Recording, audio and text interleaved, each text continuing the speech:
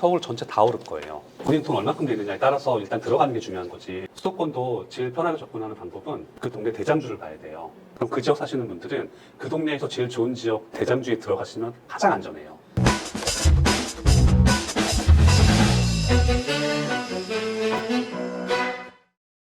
안녕하세요.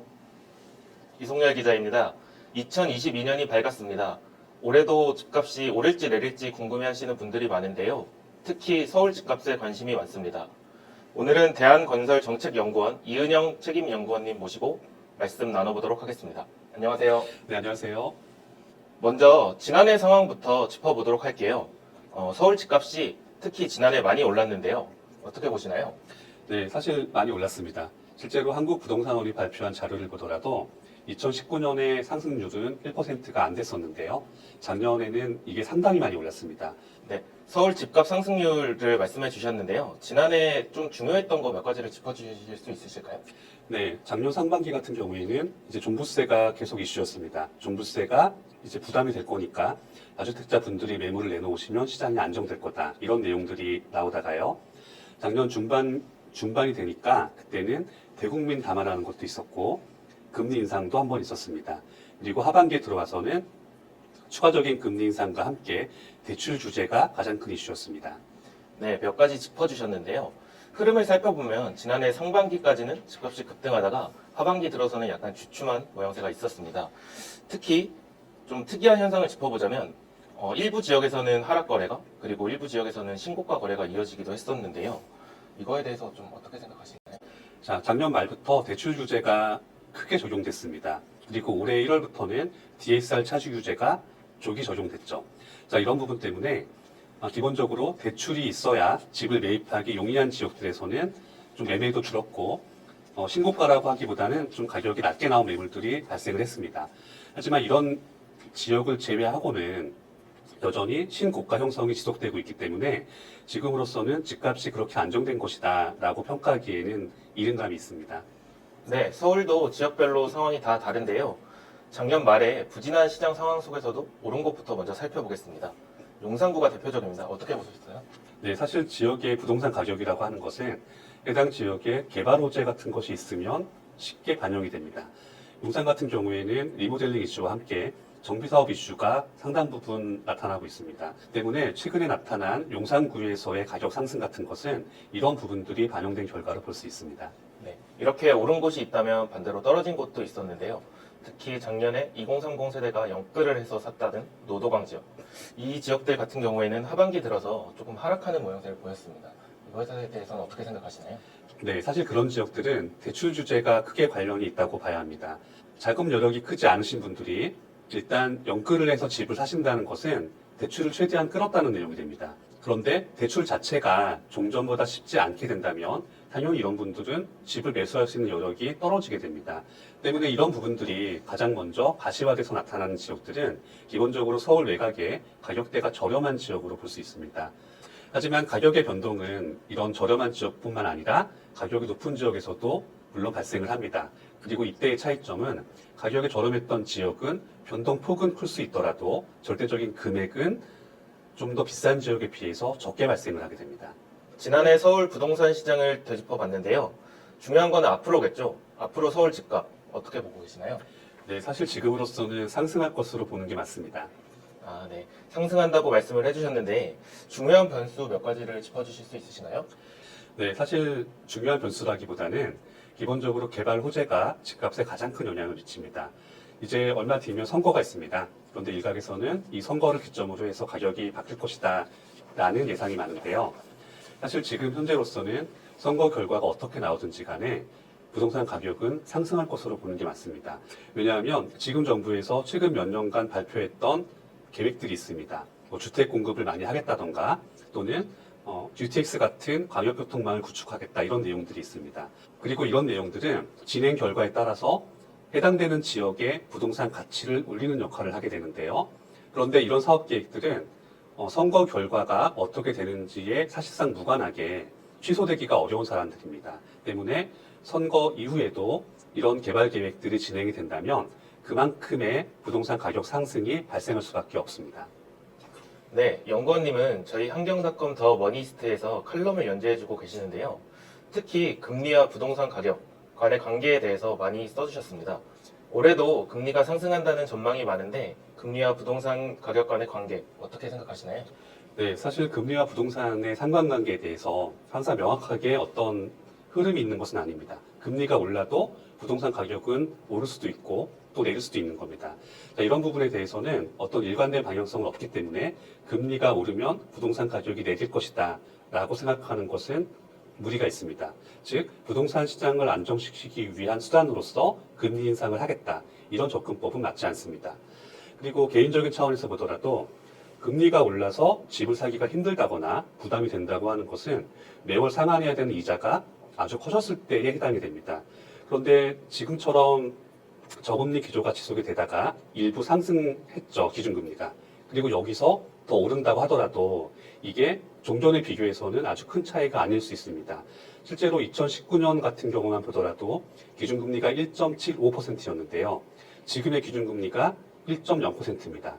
때문에 앞으로 몇 번 더 금리 인상이 발생을 하더라도 기준금리 자체는 몇 년 전과 비슷한 상황입니다. 그리고 이만큼의 금리가 올랐다고 해서 대출을 하신 분들이 뭐 매월 부담해야 되는 이자가 정말 감당할 수 없게 오를 것이다. 이렇게 보는 것도 맞지 않습니다. 사실 자기 집을 매입한 다음에 본인이 이사갈 걱정 없이 정주하고 있는 상황에서는 그냥 이자가 좀 더 오르게 되면 다른 지출을 조금 줄이고 이자를 내면 되는 겁니다. 그리고 일각에서 우려하는 것처럼 금리 인상이 부동산 시장에 급격한 붕괴를 가져올 가능성도 많지 않습니다. 사실 이런 것이 발생을 하려면 종전에 있었던 큰 외환위기 같은 거 이런 게 발생을 해서 많은 분들이 직장을 잃으시거나 해서 정기적인 수입이 차단될 경우에는 문제가 될 수 있습니다.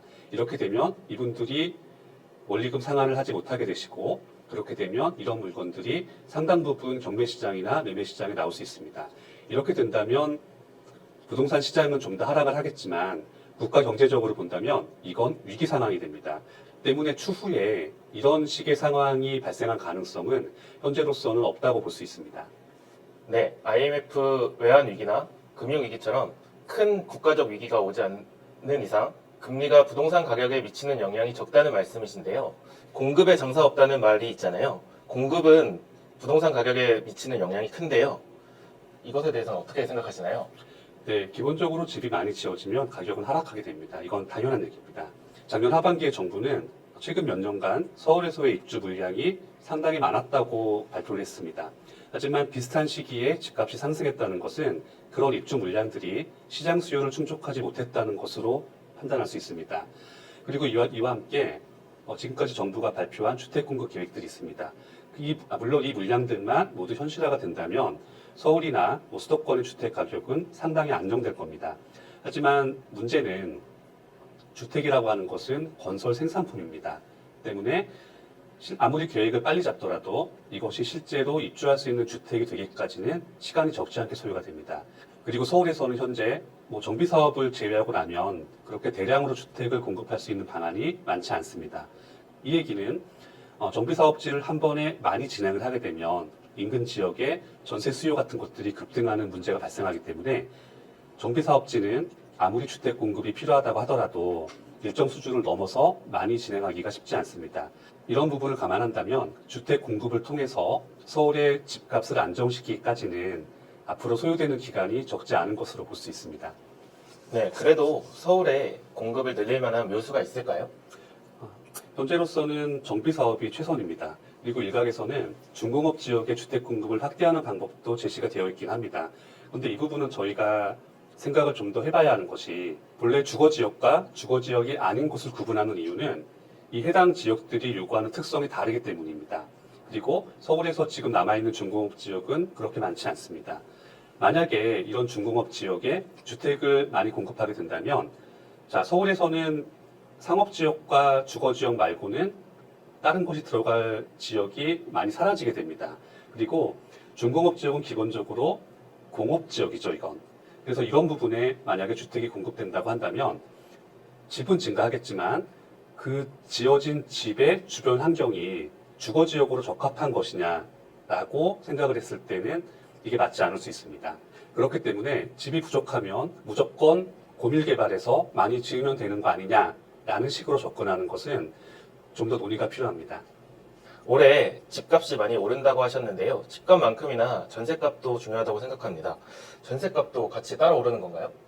네, 기본적으로 임대 가격은 매매 가격의 변동에 후행을 하게 됩니다. 즉, 집값이 많이 오르면 임대 가격, 전세 가격도 오르는 거고, 집값이 내리게 되면 전세 가격도 같이 내려가게 됩니다. 이런 부분 때문에 애초부터 매매 시장과 임대 시장을 따로 떼놓고 보면 안 되는 겁니다. 그런데 지금으로서는 올해의 집값이 상승할 것이라는 전망이 우세합니다. 자, 그렇다면 자연스럽게 전세 가격도 함께 오를 것으로 볼 수 있습니다. 작년에 부동산 가격에 영향을 많이 줬던 것 중에 하나가 대출 규제인데요. 올해도 대출 규제가 계속될 거라고 보시나요?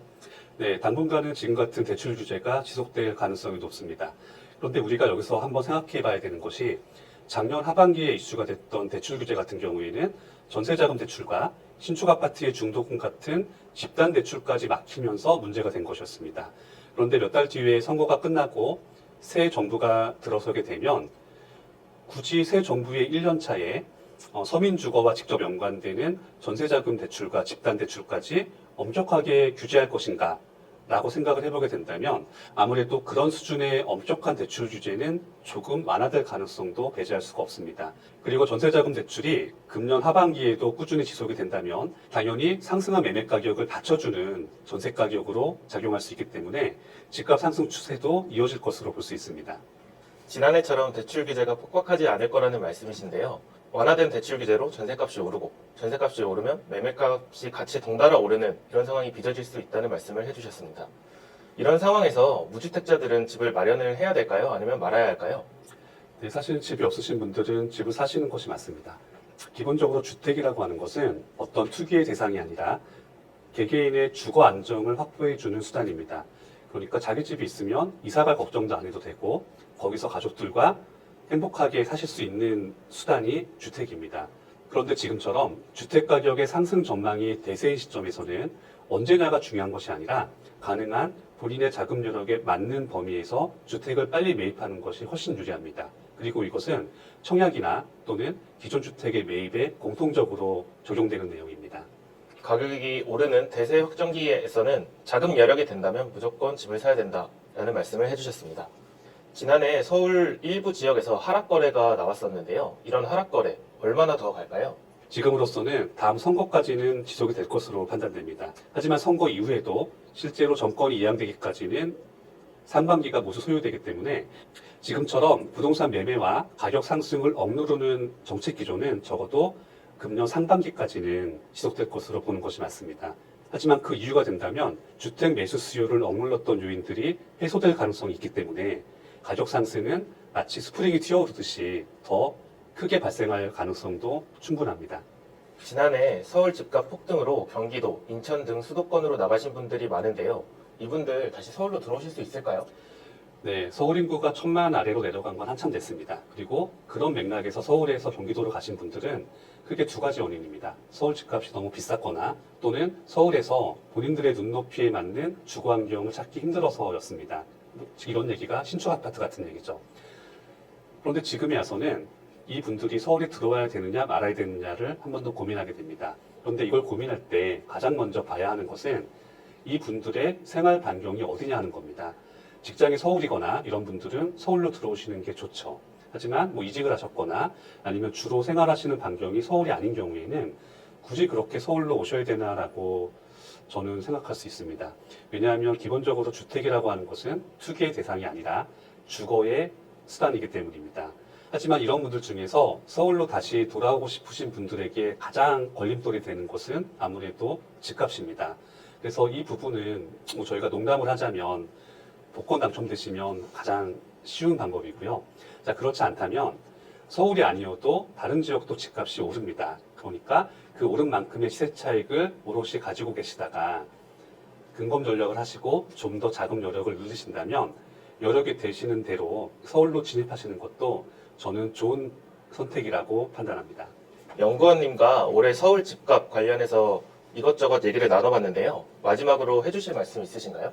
네, 주택이나 부동산은 사실 정치 논리도 아니고 어떤 수단도 아닙니다. 그래서 이런 부분과 관련해서 몇 가지 얘기를 해보자면 자, 가장 먼저 주택가격은 오르면 안 된다라는 전제를 버렸으면 좋겠습니다. 대한민국에서 경제성장이 지속이 되고 물가가 계속 오르는 동안은 주택가격은 그만큼 따라 올라주는 게 우리 사회에 훨씬 좋습니다. 그리고 두 번째로는 공공이 부동산의 시세 차익을 환수하는 것이 정당하다는 생각도 하지 않았으면 좋겠습니다. 자, 사람들은 기본적으로 자기가 가진 집의 가격이 오르게 되면 그건 자기 겁니다. 그리고 이런 집의 가격 상승이 뭐 인근의 개발 호재로 인해서 발생한 것이라면 집값이 오른 건 내 책임도 아닌데 왜 내가 세금을 더 내야 하는가라는 생각을 가질 수밖에 없습니다. 그래서 이런 부분 때문에 굳이 부동산의 시세 차익을 공공이 환수하는 것이 정당하다는 식의 정책은 만들지 않았으면 좋겠습니다. 그리고 세 번째로는 막연한 공급 정책은 지양했으면 좋겠습니다. 사실 주택 공급 규모가 막대할수록 시장 안정 가능성은 높다는 건 누구나 알고 있습니다. 그렇지만 이런 주택 공급의 규모를 구체적인 실행 방안 없이 크게만 제시하게 된다면 계획은 거창하지만 실제로 입주할 수 있는 주택은 많지 않고 결과적으로는 시장 안정에 별 도움이 되지 않습니다. 오히려 어떤 지역에 개발 예정이 있다고 하면 그 지역의 가격을 올리는 결과만 가져올 수 있기 때문입니다. 그리고 네 번째로는 공공이 모든 것을 해결할 수 있다는 생각도 하지 않았으면 좋겠습니다. 주택시장은 매매든 임대든 민간과 공공이 둘 다 작용을 하는 겁니다. 그런데 어느 시점에서 공공의 역할을 크게 극대화하겠다는 식으로 접근을 하게 된다면 기존의 시장 균형이 깨지게 됩니다. 이런 부분도 주의할 필요가 있습니다. 따라서 이런 부분들을 전부 종합하게 된다면 최근 몇 년간 강력하게 시행되었던 부동산 규제 정책들, 즉 부동산의 취득, 보유, 매매에 걸쳐서 강력한 세금 부과를 했던 것들을 지금 시점에서는 과연 그것이 맞는 정책인가 한번 되짚어보고 그렇지 않다고 판단된다면 다시 이 부분도 전방위적으로 완화할 필요가 있습니다. 네, 오늘은 대한건설정책연구원 이은영 연구원님 모시고 이야기 나눠봤습니다. 감사합니다.